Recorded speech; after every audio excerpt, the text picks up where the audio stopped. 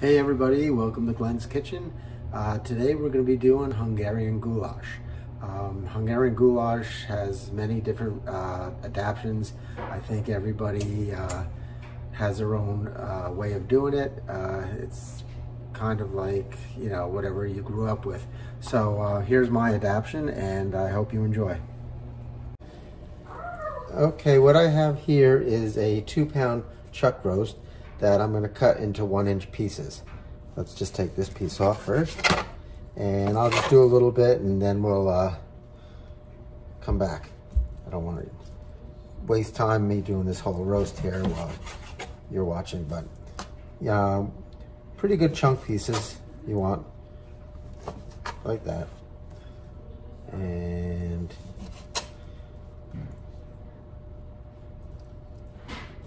there we go.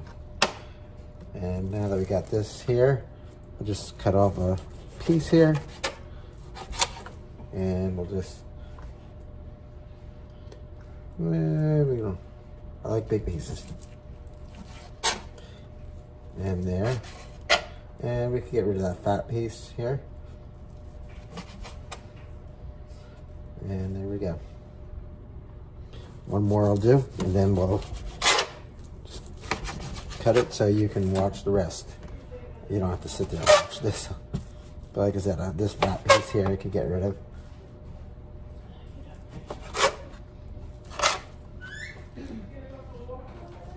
There you go.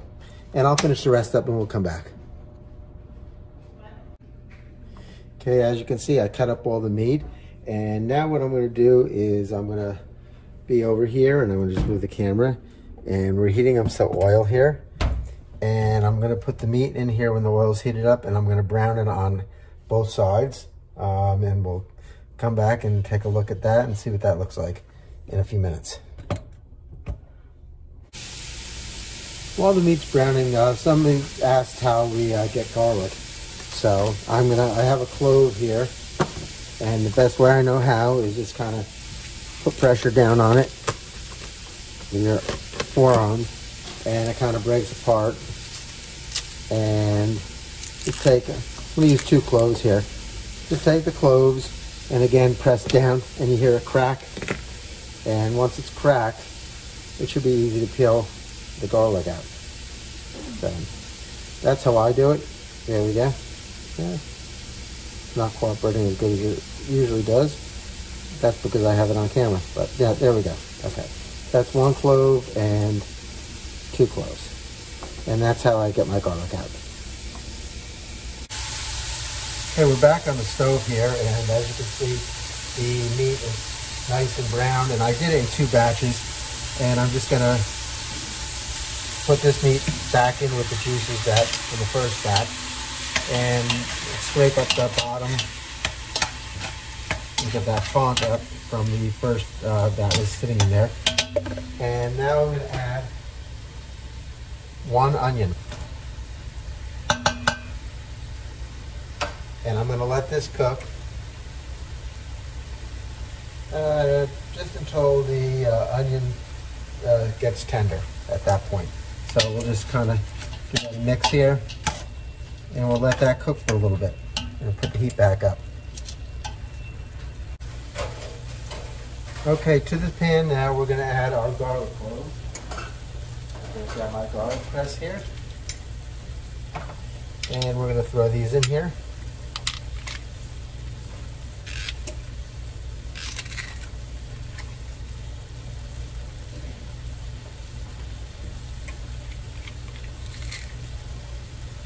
And we got a tablespoon here.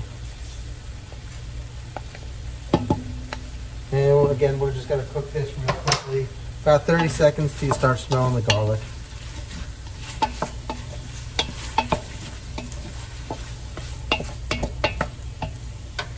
Kick up the heat just a little bit.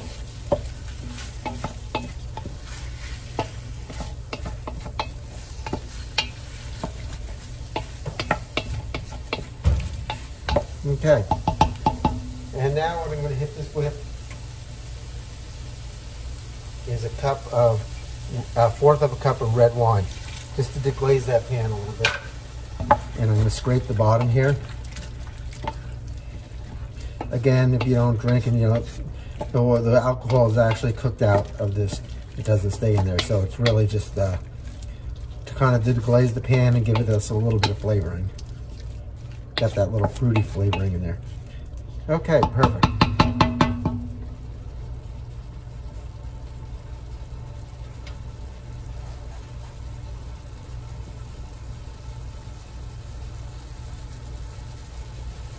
All right, now I'm going to add a 1/4 cup of ketchup. And if I can get my spatula here, it would be great. I don't know where it is. I can't find it. Well, gonna have to use, there it is. And it was here somewhere. So a 1/4 cup of ketchup.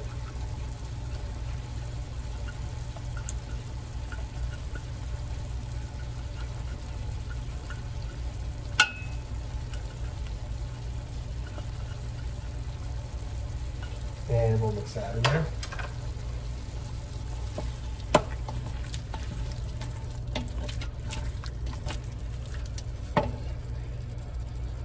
I need 2 tablespoons of Worcestershire sauce.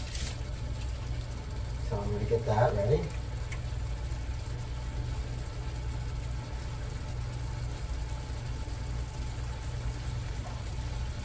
There we go. 2 tablespoons Worcestershire. Mix that in there. And you can see how rich this is getting. Nice and dark.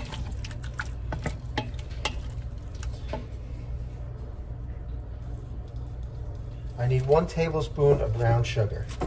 And I'm going to grab that. I need a tablespoon. Thought I had my first piece out, but I didn't. Okay. So we need 1 tablespoon. I'm using dark brown sugar because I want to get that molassesy taste in there. And there we go. 1 tablespoon. We'll mix that in. And get that all incorporated. It's going to give it just a little bit of sweetness.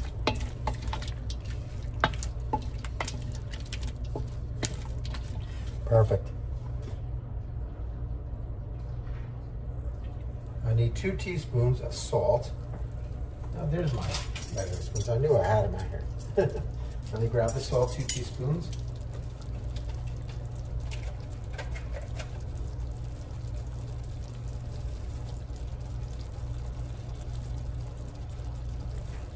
There's 1.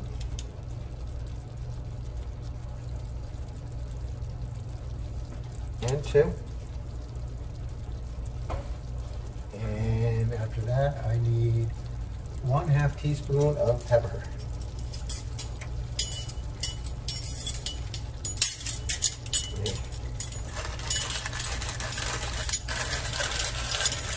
Mix it and see if I got enough here. Okay. Make sure I have my 1/2 teaspoon. And 1/2 teaspoon pepper. Give that a stir. Get that incorporated. Building the flavors, that's what I call this.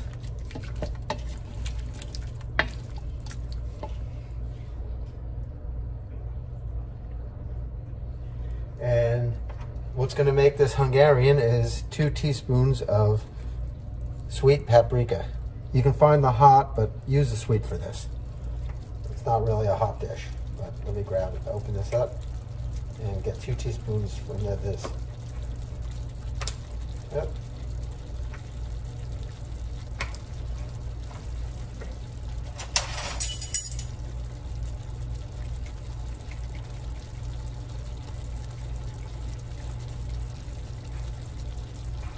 One teaspoon.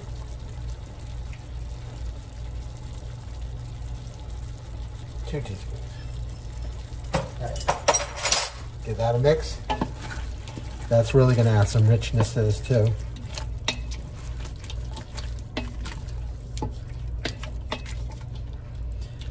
And if I didn't tell you already, I have my oven preset at 300.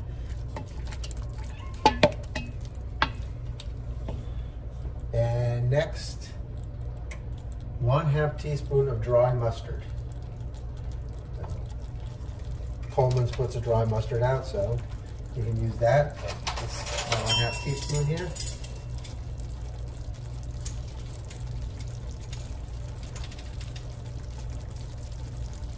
This is what dry mustard looks like if you haven't seen it.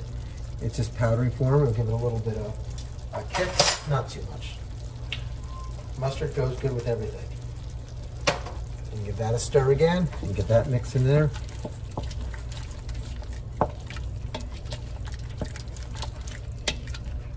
And the next thing I need is a dash of cayenne pepper. And use as much or as little of this as you want. Really, a dash is about 1/8 of a teaspoon. It's really not going to make it too hot.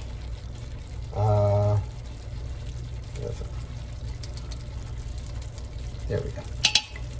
Perfect. And we'll stir that in.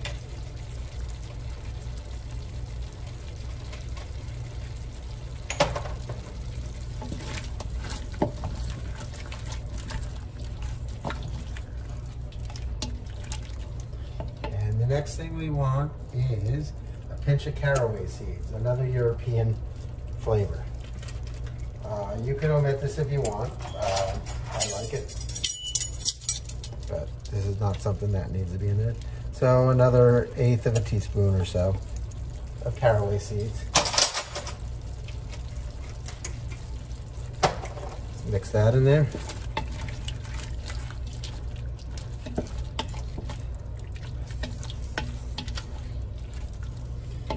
And then the next thing we need is a bay leaf.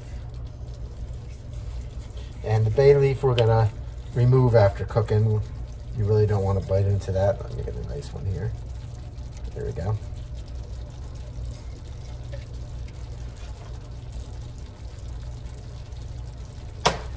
And lastly, 1 1/4 cup of water. And we're gonna give that a stir. Ooh, splatter. All right, let me clean that off real quickly. And we're gonna bring this up to a boil, and we're gonna cover it, and I'm gonna put it in the oven for about 2.5 hours until the meat's very tender. Again, I have it at 300 degrees, so that's what we're gonna do. As soon as this comes to a boil, we're gonna cover it, throw it in the oven, and we're gonna let it sit in the oven at 300 degrees for, as I said, 2.5 hours. Okay, as you can see, it's starting to boil. I'm gonna cover it with a piece of foil. That's gonna kind of keep the moisture in the thing instead of seeping through, because sometimes these lids really kind of have escape holes. So I want to get a nice tight seal in there. So, hey, I'm going to turn the heat off and I'm going to throw this in the oven, and we'll see in about 2.5 hours. Okay, I'm about to take the meat out of the oven here, but what I made here is a mixture of 2 tablespoons of flour and 4 tablespoons of water. In cooking terms, they call that a slurry. What we're going to do is we're going to take that out and bring that up to a boil and put this in there, and it's going to thicken it up. So let me get it out on my pot holders here.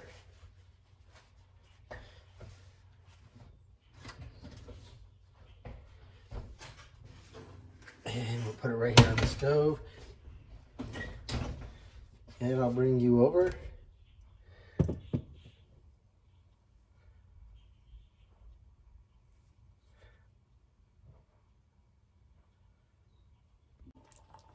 Okay, we got a boil here. So what I'm going to do is just give it a last mixture here, and I'm actually going to put my glove on here because I don't want to touch the pot. And we're going to take this, I can take the glove off and spray this and get this in there. I want to pour this in slowly because I don't want this to thicken too much or too little, you know what I mean? So you're going to see it turn a creamier color as well as we do this. And you make it as thick or as thin as you want.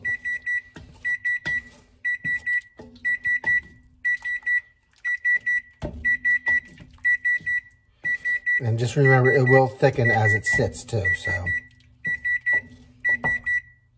Just a little bit more.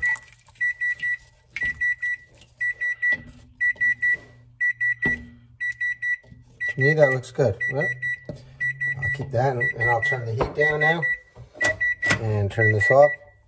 And I have my bay leaf in here somewhere. I'm gonna fish that out. And what I do is I boil butter noodles, wide egg noodles, and I butter them and saute, let me go back. I saute onions in butter, and then I boil egg noodles, and then I mix the sauteed onions with the egg noodles, and they get nice and buttery and oniony, and I serve this over that. I'm actually gonna bring this to my parents tomorrow, or Friday when I go, because I'm trying to make them some meals as well. It's hard for them to cook, you know, with my mother being not well, so she's doing all right, and she's cooking some small meals, but I figured I'd bring some over there. So if you have any questions about this goulash, please post them on and I'll answer them. Take care, have a good day.